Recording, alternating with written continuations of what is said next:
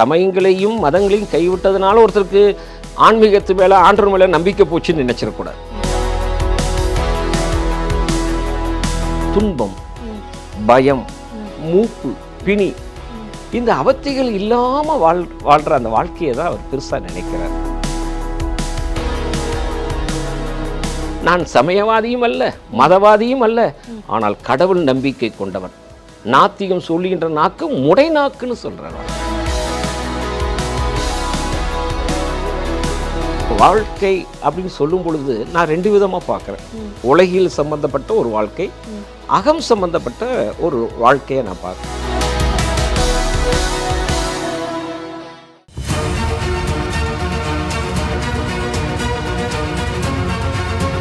Doctor Srivarma's ஆரோக்கியமும் ஆன்மீகமும். Sir வணக்கம். வணக்கம். எப்படி இருக்கீங்க சார்? நல்லா இருக்கிறேன் மேடம். ஓகே சார், இன்னைக்கு வள்ளலாரை பற்றி நம்ம பேசலாம்.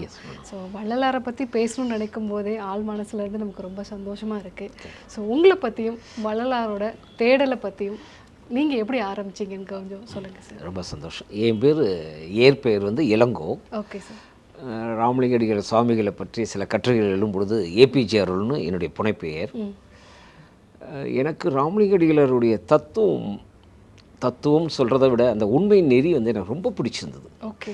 ஏன்னா நாம் இன்றைக்கி ஃபாலோ பண்ணிகிட்டு இருக்கிற எந்த சமய மதங்களாகட்டும் ஒரு 1000 வருடங்களுக்கு முன்னாடி உள்ளது, 2000 வருடங்களுக்கு முன்னாடி உள்ளது. நம்மளை சுற்றி இருக்கிற எல்லா பொருள்களுமே நம்ம புதுசாக தான் எடுக்கிறோம். நல்ல அட்வான்ஸ் ஆகினது தான் நம்ம பயன்படுத்துகிறோம். லேட்டஸ்டானதை தான் நம்ம எடுத்துகிட்டு. ஆன்மீகத்தில் எது லேட்டஸ்ட், ஆன்மீகத்தில் எது அட்வான்ஸ் அப்படின்னு ஒரு நெறியை நம்ம கேட்பாங்கல்ல.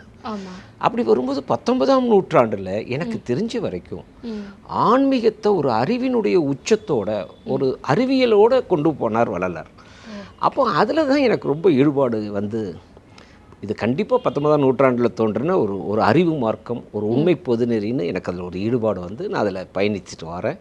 அரசாங்கத்தில் வள்ளலாருக்கு பல பெருமைகள் இந்த அரசாங்கம் செஞ்சுருக்கிறாங்க. அதில் ஒரு சிறப்பு குழுவில் நான் ஒரு மெம்பராக இருக்கிறேன் மேடம். நான் ஜுடிஷியல் டிபார்ட்மெண்ட்டில் விஆர்எஸ் வாங்கிட்டு ஹைகோர்ட்டில் வந்து அசிஸ்டன்ட் ரிஜிஸ்ட்ராராக இருந்து இப்போ விஆர்எஸில் இருக்கிறேன். ரொம்ப சந்தோஷம் சார். வள்ளலாரை பற்றி ஒரு லேட்டஸ்டான சமய மார்க்க நெறி அப்படிங்கிற மாதிரி நீங்கள் சொன்ன விஷயம் புதுமையானதாக இருக்குது.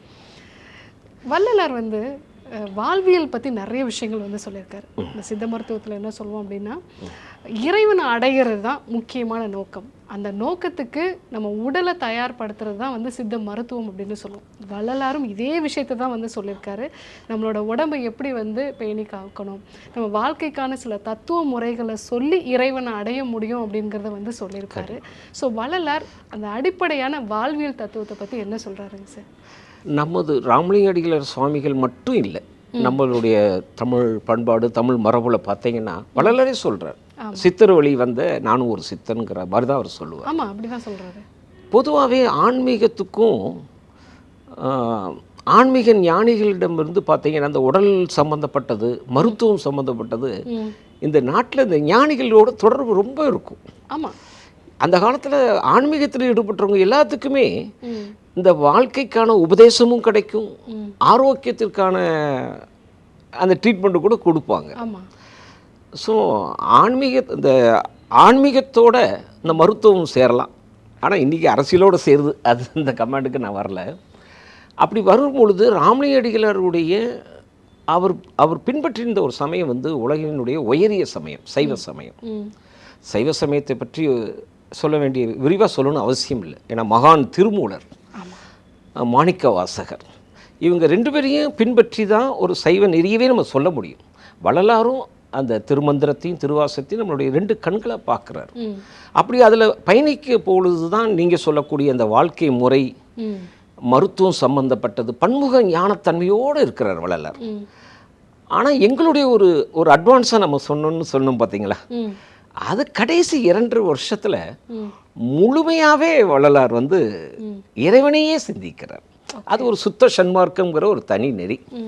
அப்போ என்னையை பொறுத்த வரைக்கும் நீங்கள் சொல்லக்கூடிய வாழ்க்கை அப்படின்னு சொல்லும் பொழுது நான் 2 விதமாக பார்க்குறேன். உலகில் சம்பந்தப்பட்ட ஒரு வாழ்க்கை, அகம் சம்பந்தப்பட்ட ஒரு வாழ்க்கையை நான் பார்க்குறேன். நம்ம உலகில் எல்லாத்திலையும் பழகி ஆகணும். அப்போ எல்லாத்திலையும் ஒரு பழகணும்னா யாரை பிடிக்கும்? ஒரு ஒழுக்கம் உள்ளவனை தான் பிடிக்கும். எல்லாரும் மதிக்கணும்னு நம்ம நினைச்சோம்னா ஒரு அறிவுபூர்வமாக இருக்க வேண்டியிருக்கு. ஆமாம். அப்போ எல்லாரும் இன்னொன்று ஆரோக்கியமாகவும் இருக்க வேண்டியிருக்கு. இது உலகியல் சம்பந்தமாக இருக்குது. முக்கியமான அதேமாதிரி அகம் சம்பந்தப்பட்ட வாழ்க்கையும் வள்ளலார் தெளிவாக சொல்கிறார். அதனால் வாழ்க்கை முறையை என்னை பொறுத்த வரைக்கும் உலகியல் அகம் சம்பந்தப்பட்டதாக நான் பார்க்குறேன். ஸோ அதற்கான தத்துவ முறைகளை சொல்லியிருக்கா, இப்படி வந்து உலகியல்ல இந்தந்த விஷயங்களெல்லாம் நம்ம ஃபாலோ பண்ணணும், அதே மாதிரி அகம் சார்ந்த விஷயங்களுக்கு இதெல்லாம் நம்ம ஃபாலோ பண்ணோம் அப்படின்னா, ஏன்னா வள்ளலாரோட முக்கியமான கோட்பாடு அப்படிங்கிறது மரணம் இல்லாத பெருவாழ்வு. உண்மை. அதற்கான தத்துவ முறைகளாக அவர் என்ன விஷயங்களை நமக்கு சொல்றாரு?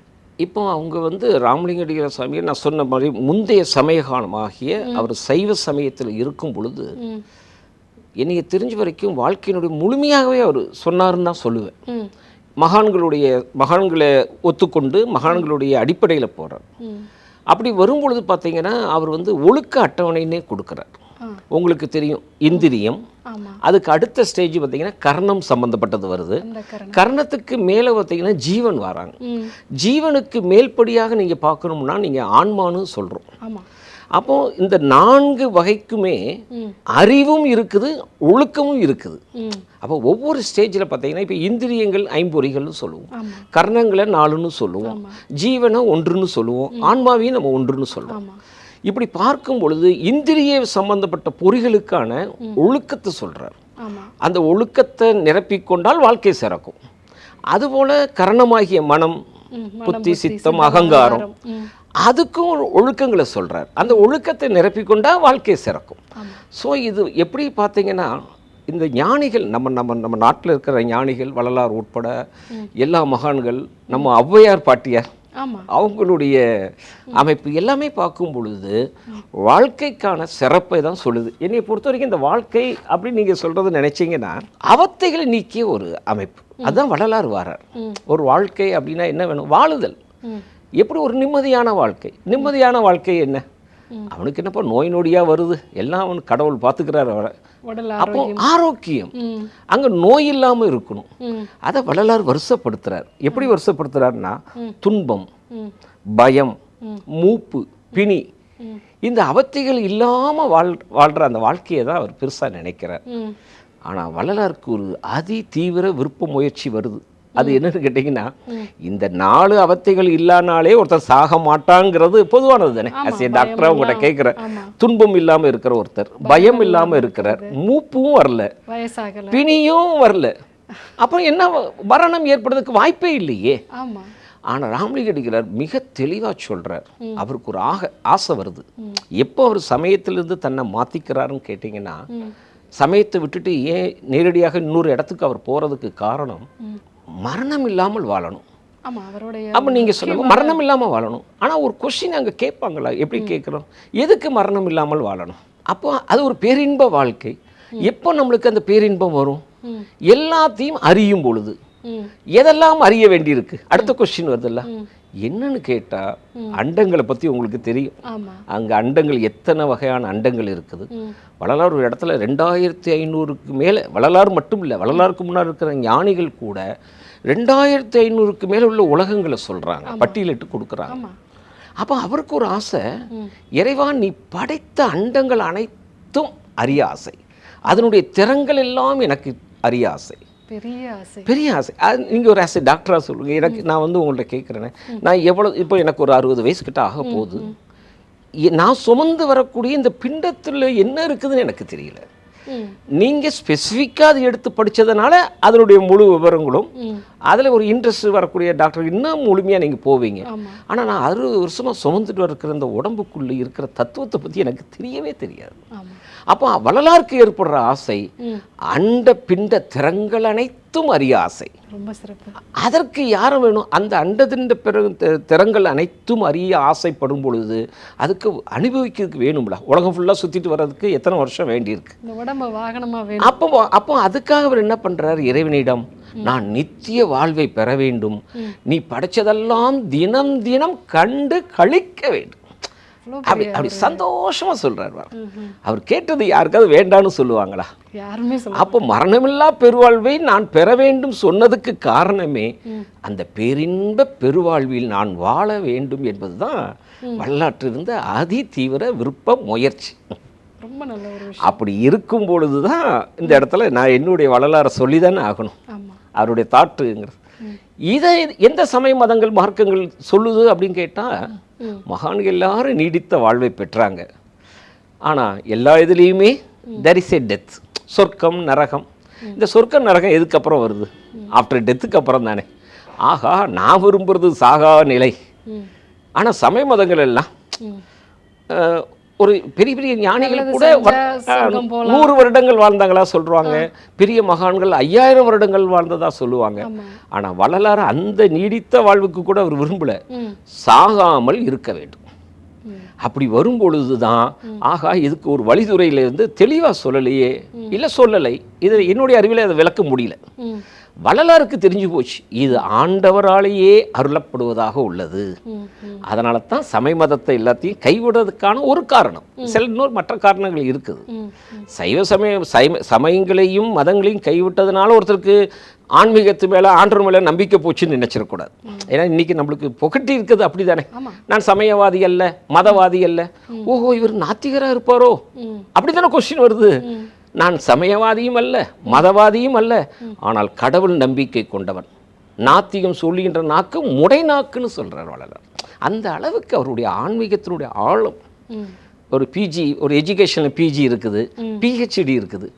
அதை மாதிரி ஒரு ஆன்மீகத்தில் என்னையை பொறுத்த வரைக்கும் ஆழமாக போய் உண்மையை கண்டவர் தான் சுத்த ஞானி வள்ளலார்.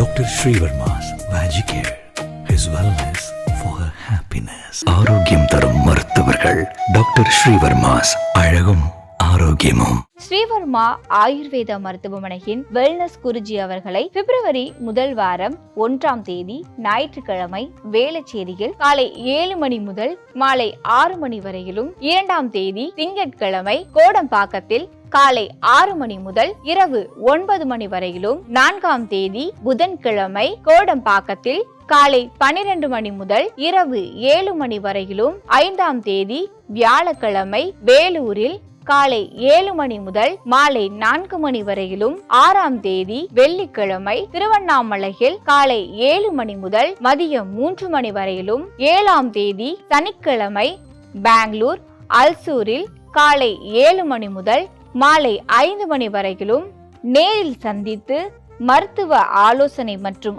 ஆசி பெற தொடர்பு கொள்ள வேண்டிய தொலைபேசி எண்கள் 9500946634 9500946635.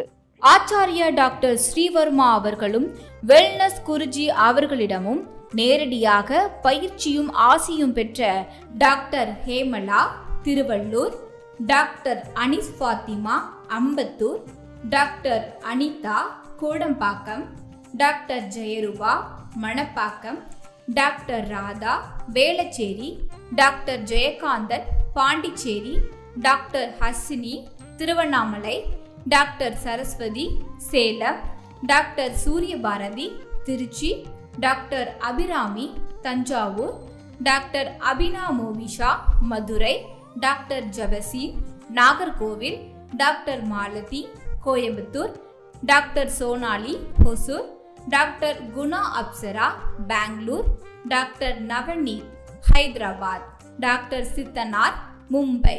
அனைத்து நோய்களுக்குமான குணம், ஆரோக்கியம் தரும் மருத்துவர்கள் டாக்டர் ஸ்ரீவர்மாஸ்.